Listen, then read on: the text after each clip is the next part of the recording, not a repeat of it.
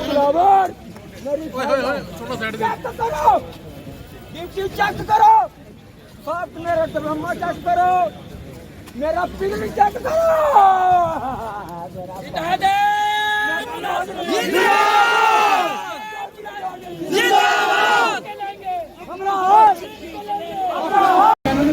क्योंकि इधर देख सकता है ना इस एरिया में। आ गया रुक जाओ यार, आपको 5 मिनट बोले 5 की आ जाएगी किसी की शादी के। अरे पीछे मेरे भी पीछे प्लीज, आप मेरा भाई साहब पीछे आ जाओ, पीछे। वर्कर यूनिटी जिंदाबाद, वर्कर यूनिटी जिंदाबाद। बताइए कि नहीं, आराम से आपको यार, आपको कितनी बार बोला पीछे लो।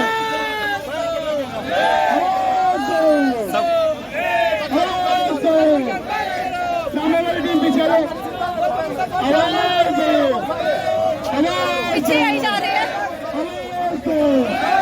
वर्कर यूनिटी जिंदाबाद, वर्कर यूनिटी जिंदाबाद।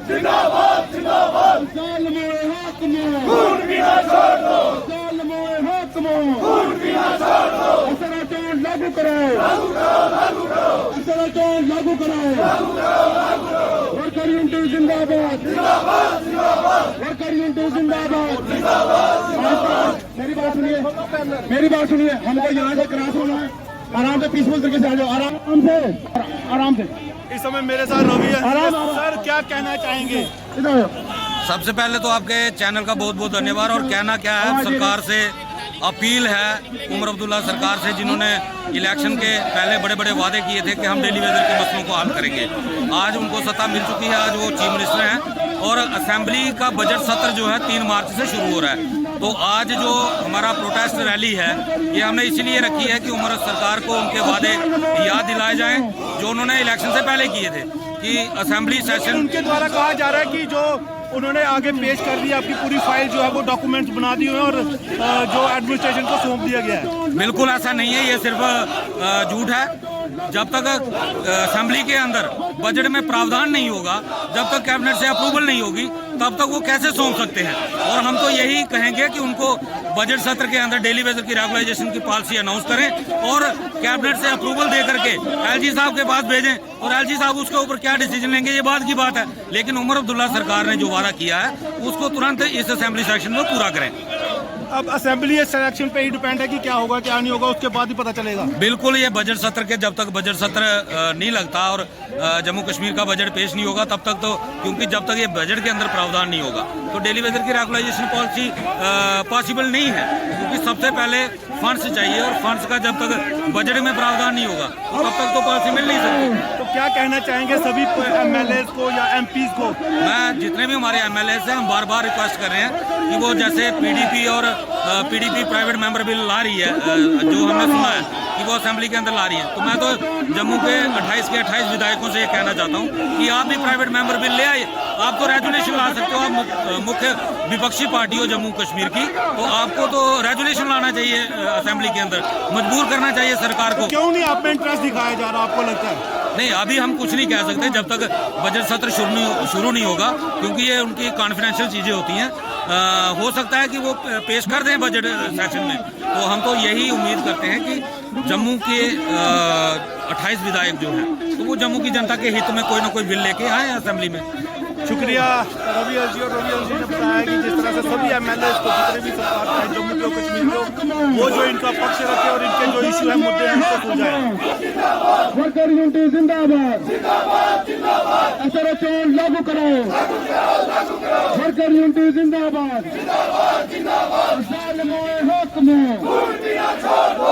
मेरे भाइयों आस्ता आस्ता चलो, आस्ता नहीं दौड़ लगाओ, आगे आगे आगे नहीं बढ़ना, आस्ता आस्ता चलो, आगे कोई आगे नहीं देने वाला हमको, आस्ता आस्ता चलो, आस्ता आस्ता आस्ता आस्ता आस्ता।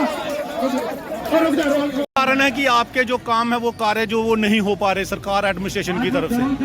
सबसे पहले तो मैं आपके मीडिया का शुक्रिया अदा करता हूँ। रहा मसला काम का, तो ये सबसे पहले इनकी खींचोतानी जो है ना, चाहे वो बीजेपी वाले हैं, चाहे नेशनल कॉन्फ्रेंस वाले हैं, चाहे वो कांग्रेस वाले हैं, जो भी जम्मू कश्मीर की पॉलिसी जो सियासतदान है, हम उनमें पीस रहे हैं। हम सबसे पहले जो daily Becher, all daily Becher, चलो ऑल तो हैं ही, लेकिन सबसे पहले पीएचई की बात करूंगा कि हम पर सिर्फ सियासत होती है, सिर्फ सियासत।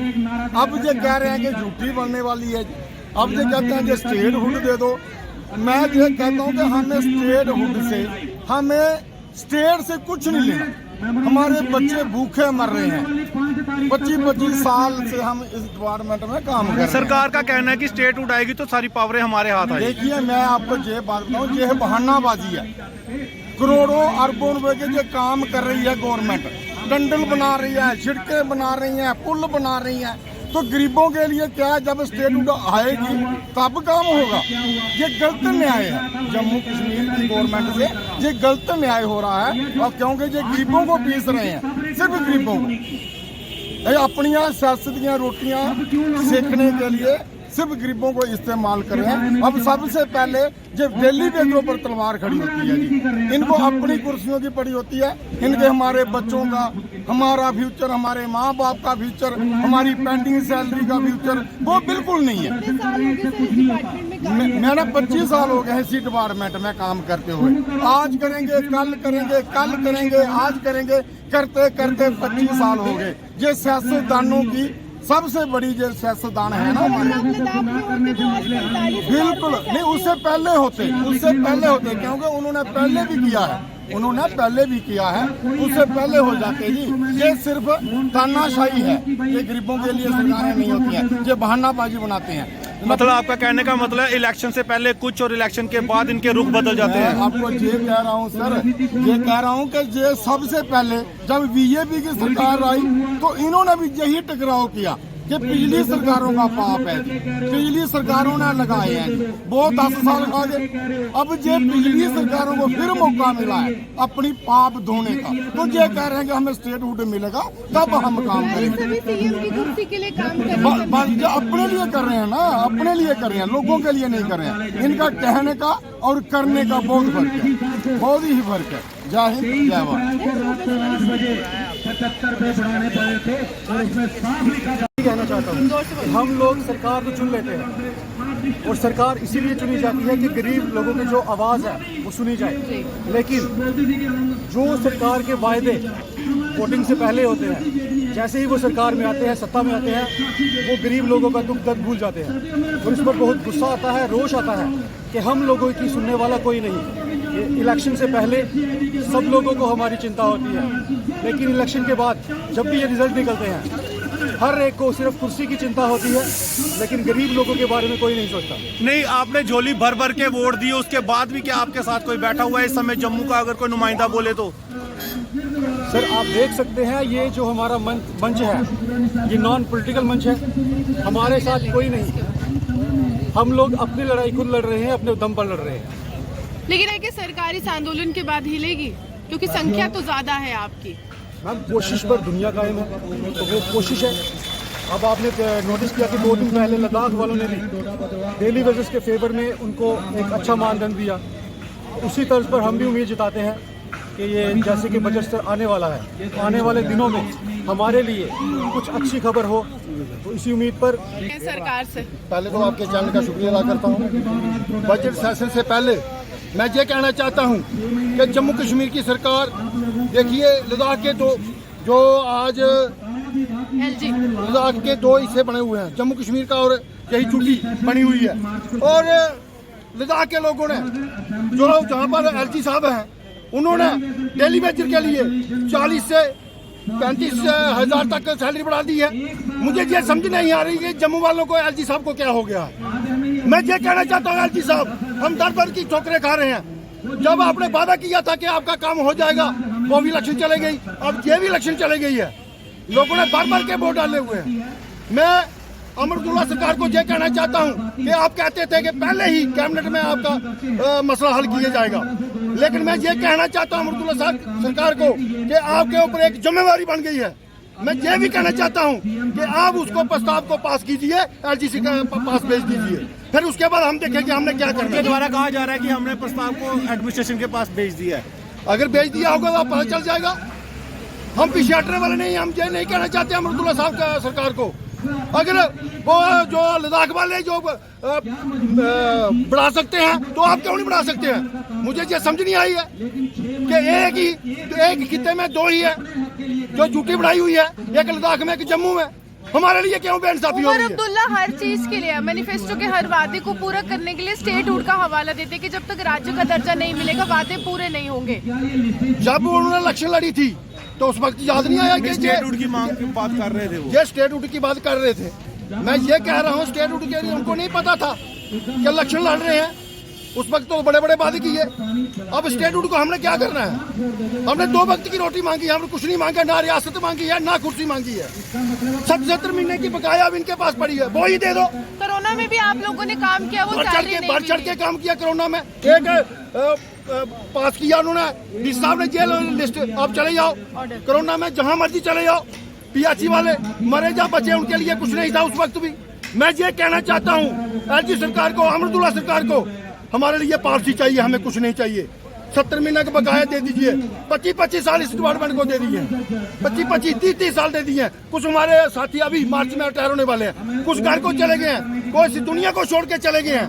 वो किसके पास जाएं? 10-10 मिनट की ठोकरें खा रहे हैं, बच्चे स्कूलों से बाहर निकाल दिए गए हैं।